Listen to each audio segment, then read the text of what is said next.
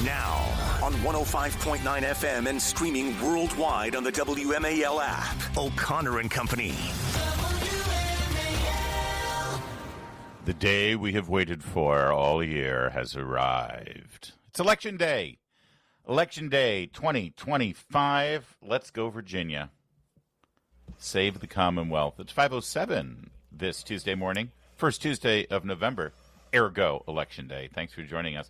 Coming up at 6:35, Matthew Hurt, chairman of the Arlington Republican Party. 7:05, Jacob Alderman. He's chairman of the Prince William Republican Committee. At 7:35, the governor of Virginia, Glenn Youngkin. And then at 8:05, John Hishta from AARP. Talk about caregivers and some policies that could be instituted for caregivers. Like that story. I think it's something that touches all of us. Touched me earlier this year with my dad, that's for sure. It's Larry O'Connor with Julie Gunlock. Julie! Good morning. Have you ever stopped and reflected how lucky we are doing what we do where we do it? All the time. All the There's time. A lot, I really do mean it. A lot of talk show hosts around. God knows there are a lot of radio talk show hosts out there. And they all work in different areas. Some of them are national. Some of them are local. Some of them are in various size markets. Here in Washington, D.C., obviously we get a front row seat to all the comings and goings of the federal government and everything. But in the world of political news talk radio, Julie Gunlock, election year is always exciting, right? It is. In most places, that would be every other year. You know, you got your every 4-year presidential, which is like, Katie bar the door. But then every 2 years, you've got your midterms, right, if it's not a presidential year. But here where we sit, we get something every year. Every year. Who else has a big gubernatorial? New Jersey doesn't count. New Jersey's not even a real state. Come on. But we get Virginia. Although, gosh, New Jersey, I mean, Chitterelli might win. Did you see the video? Did you see the video of his son? Oh, of his son, yeah. Okay, I needed to take the rest of the day off. I love soldier reunion videos, but that was he was so shocked to see his For son. those who do, why don't you I'm sorry. Describe for those who have not seen the video. running for governor in New Jersey. He was at a bar. He was doing, a stump speech, and the guy introducing him said, I got a special guest here. You don't know about this, but you got a special guest here. And then Chitterelli says, "Who's here?" And he said, "Your son flew in." Larry, do you recall where from? I think he's Iraq. stationed. Or Iraq. no, I think it's in the Middle East.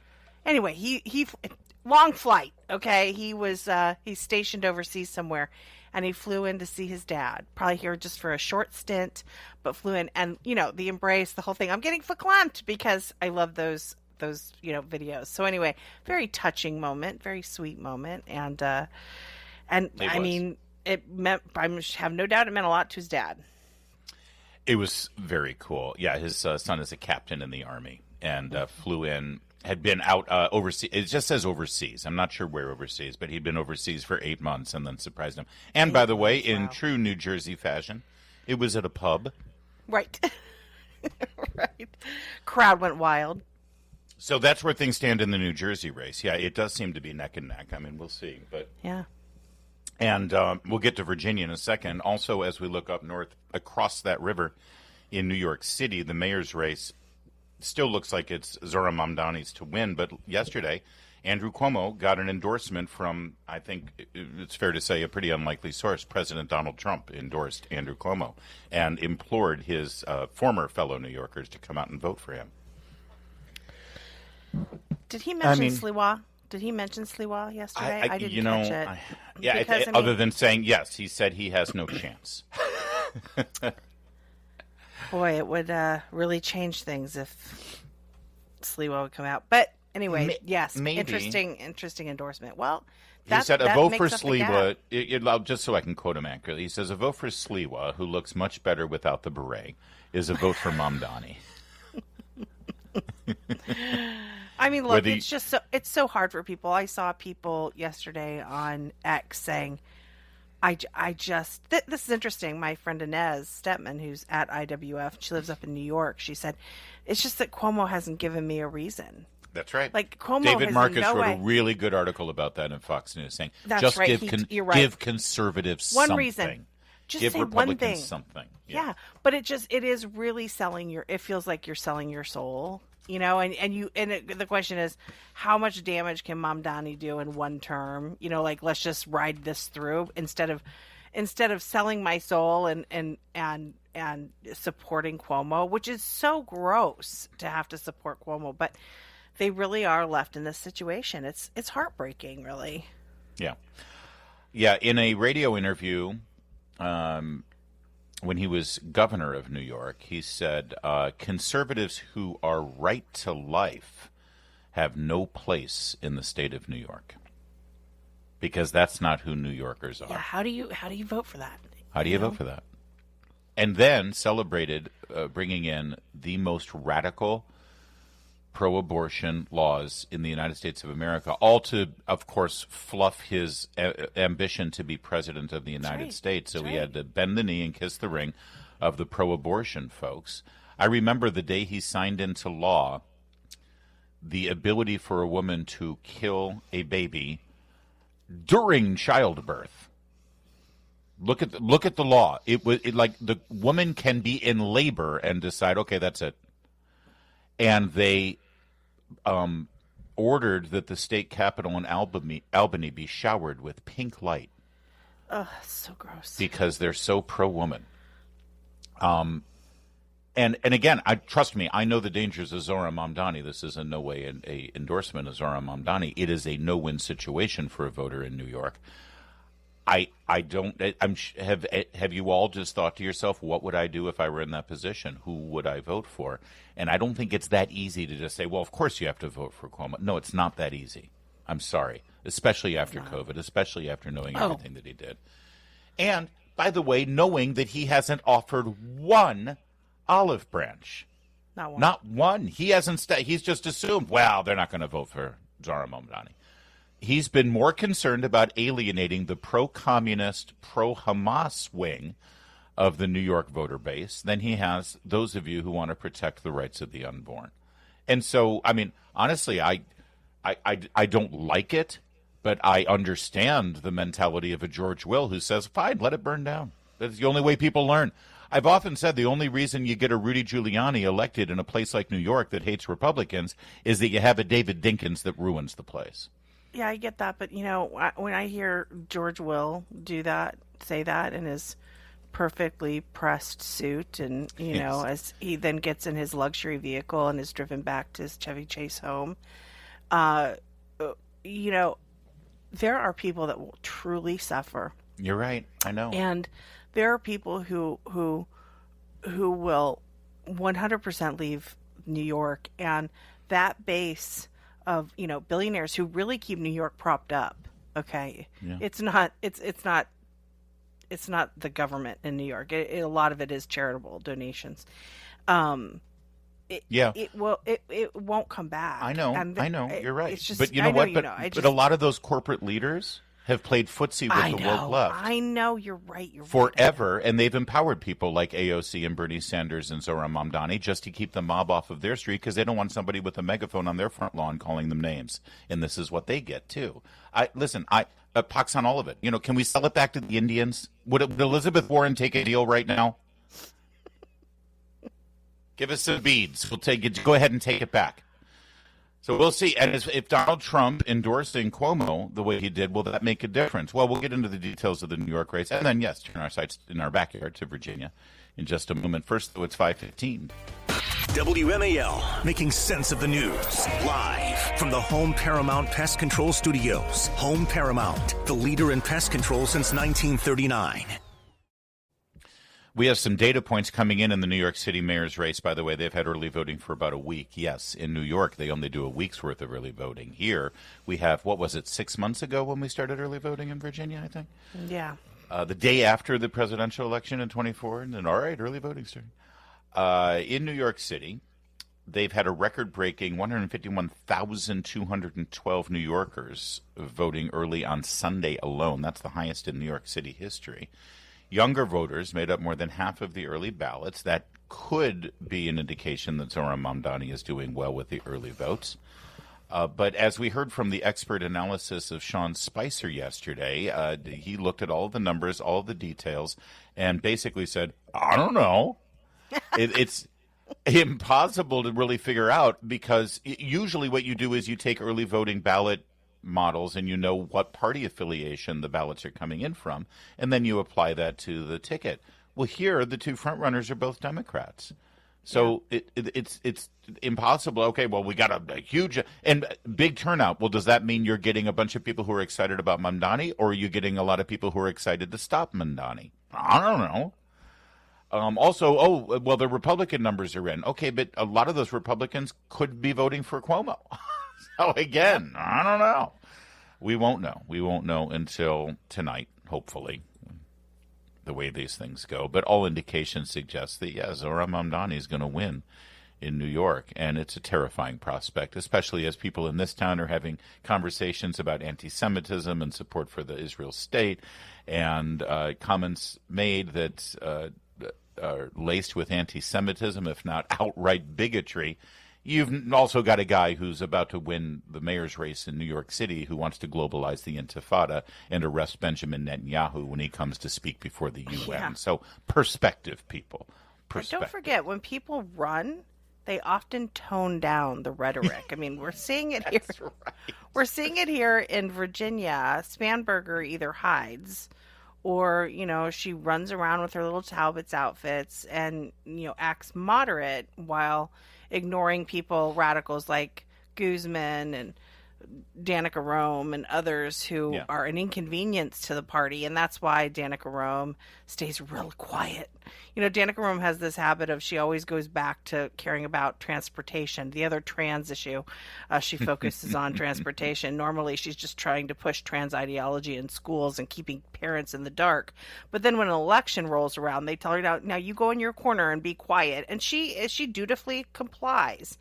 And then the Democrats can look moderate. And when Democrats finally pay attention, they don't really notice all the radicals out there because they're not out there. And so you've got the same thing with Mamdani. He, look, the guy is, but some of the things they've dug up about this guy's past, my God, I cannot believe he is where he is. Spanberger, you're right, is hiding from her actual record. And yes, Danica Rome is nowhere to be found. But if Spanberger wins the election, they're going to have a big party celebrating, and Danica Rome will pop out of the cake dressed in a bikini, saying, "Let's go, girls!" And all the elementary school kids will run in, and she'll be like, "Time for a new lesson." I mean, this is the future. Two late-breaking polls in Virginia give Spanberger a 9 and 10-point lead. This is meant to push. This is meant to push support to. It's meant to demoralize Republicans and not show up. And by the way, it works sometimes. That's why they do it. We'll see. We'll see. Meanwhile, Walter Kurt, a streamer, podcaster, independent journalist we've had on the program, he broke the story about the Fairfax High School abortions that just disappeared from the conversation, by the way. Right. Thanks, Washington Post. After Fairfax investigated itself and said, everything's fine. Well, it seems fine to us. Walter Kurt tried to get into a Spanberger event as a member of the press and was kicked up. Boy, talk about a chill wind blowing on the First Amendment and freedom of the press. I'm sure Jake Tapper will come out in support of Walter Kurt. Listen, this is what it was like when he was kicked out of this campaign event. Yeah, real quick then. So go ahead and say that again. Tell me exactly what I need to do. I'm pressed, dude. Tell me exactly what it is. Oh, you're not going to say it. Well, we're just asking you. We have this area permitted. All I'm doing is standing here. I was taking videos, you guys. Did you RSVP to this event? I don't believe yes, I did, actually. We'd asked actually, for I did. Actually, I did. I love this. I got to love this. So the Spanberger people are throwing me out of the event for standing here doing nothing. This is amazing. That's right. Well, no, that's not the reason why he was thrown out. He was thrown out for being critical of Abigail Spanberger. That's right. Well, because this is how the CIA operates when they're in a country where they're taking over. There was a video of Abigail Spanberger, and I can't remember. Was it Slotkin that was with her? I think yesterday. And they got off the bus, and it was a crowd of, no doubt paid people that were there greeting her. And, I mean, it was like royalty had arrived. It was just like, everyone curtsy to her. That's what they like. Anything that isn't cheers and affirmation of Abigail Spanberger, she runs. Yeah. 6:35, Matthew Hurt, the chairman of the Republican Party in Arlington County. 7:05, Jacob Alderman, ditto for Prince William County. 7:35, Governor Glenn Youngkin. We're all over your election today, Virginia. Don't go anywhere. It's 5:23. Coming up, we have an update on Jim Comey. Doesn't look good for him. Keep it here, 5:30. WMAL-FM, Woodbridge, Washington, a Cumulus media station. Making sense of the news. News Talk 105.9. News now. Now on 105.9 FM and streaming worldwide on the WMAL app. O'Connor and Company. Election Day 2025. Thrilled to be here as we have been all through the campaign. And Lord knows we'll be here tomorrow with the results. It's 5:37. Thanks for tuning in to O'Connor and Company. Coming up at 6:35, Matthew Hurt, the chairman of the Republican Party in Arlington. 7:05, his counterpart at the Prince William County Committee. And then at 7:35, the governor of Virginia, Glenn Youngkin. 8:05, John Hishta of AARP on caregivers and caregiving resources. That's all coming up. It's Larry O'Connor with Julie Gunlock. What are you smirking about, Julie Gunlock? I don't know. I really want to play high-stakes poker with you. God, I know, it's so bad. Speaking of high-stakes poker, as you know, James Comey has been indicted. I know, really, seriously. Yes. Always, if I'm having a bad day, feeling down, sort of depressed, I'm being in New York, nothing good's going on, I think to myself, wait a second, James Comey has to lawyer up. This is a good day. I do the same thing. I do it with Brennan, though. I just watch videos of Brennan feeling uncomfortable. Oh, yes. Getting all squirmy. Yesterday was Brennan Day. Today is Comey Day. Comey indicted for perjury and other charges pending, by the way. It's a good thing. I'm told. James Comey decided to fight the indictment, as you know, and their first argument in court was that this was a prejudicial prosecution that was based on personal animus. This is just Trump doesn't like me, and so they're going after me. The lawfare thing. There's no basis for these charges, and this is just personal. That's what I'm paraphrasing what the legal argument was, of course. So that compelled the U.S. Attorney's Office to present evidence in court yesterday that said, "Oh no, this isn't just some act of malicious prosecution against James Comey. We actually have quite a bit of evidence here. Please allow us to present it to the court." And present it they did. Oh, let me pick it up here from John Solomon's write-up at Just the News. Emails referenced in a bombshell court filing by acting U.S. Attorney Lindsay Halligan in which the government rejected Comey's argument that he was being maliciously prosecuted for providing false statements and obstructing Congress about actions he took as FBI director. The documents revealed a trove of personal emails showing then FBI Director James Comey openly talked in the days before the 2016 election that he expected to be working soon for President-elect Hillary Clinton, and was being kept apprised by a top FBI aide on efforts to anonymously provide information to the news media. Two things, the latter thing he openly denied under oath to Congress. One of the emails he sent to a friend of his that I believe he went to school with at Columbia, who he made a temporary FBI employee so he could get around classification protocols. And he funneled classified information to him and charged him to release it to the New York Times. After it was released to the New York Times, he wrote an email to him saying, "Well done, my friend." Who knew this would be so fun? I mean, he wrote an email. Yes. Larry. Oh, it gets better. He wrote the email under his pseudonym. Remember how Mitt Romney had his, Pierre Delecto?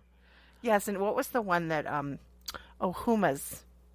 Anthony Huma Weiner. Abedin had one too? No, it was her husband, Anthony Weiner. Oh, Anthony Weiner. Oh, yeah. Anthony Weiner was Carlos Danger, I think it was. Right, these weirdos. So weird. So weird. So James Comey had a fake email name that he was using too, and now I'm searching in vain for it. Here it is. Well done, my friend. I love that. They all talk like they're in like a really, really bad, like in international spy movie, or like a movie from the 30s, like with some hard-boiled detective. You know, done, it's my like, friend. Who knew this would be so fun? By the way, that line, "Well done, my friend. Who knew this would be so fun?"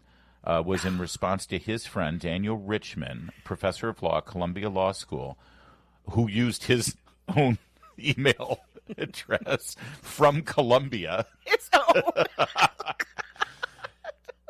That's one crack temporary FBI agent you got there.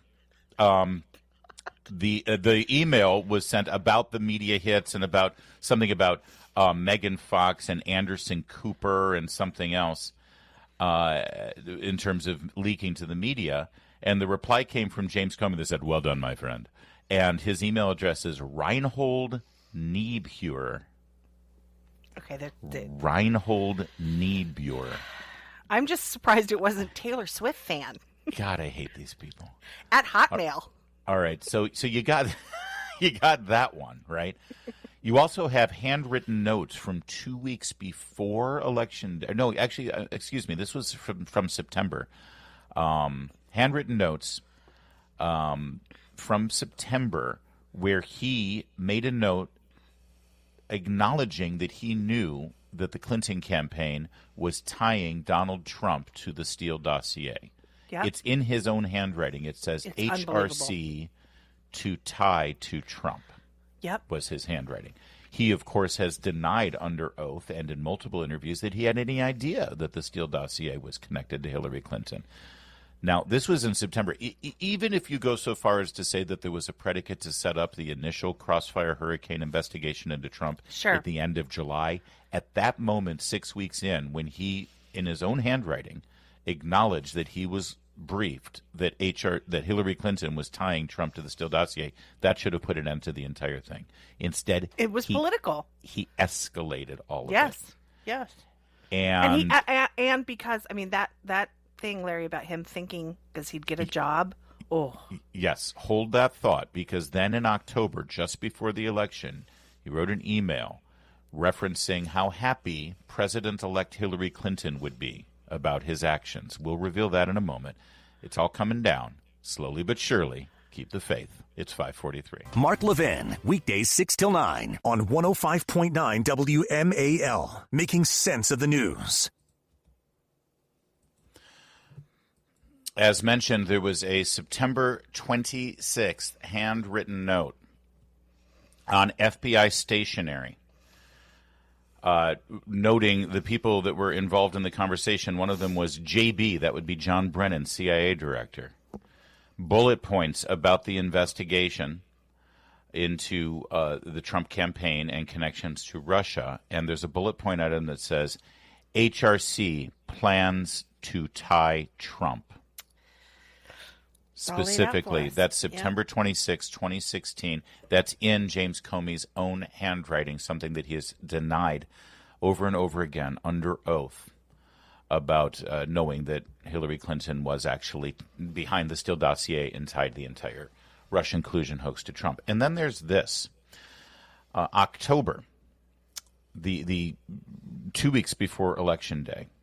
In October, James Comey was emailing back and forth with his friend from Columbia Law School. And there was a discussion about the latest email crisis. So you remember the Anthony Weiner laptop was discovered to have a ton of Clinton emails.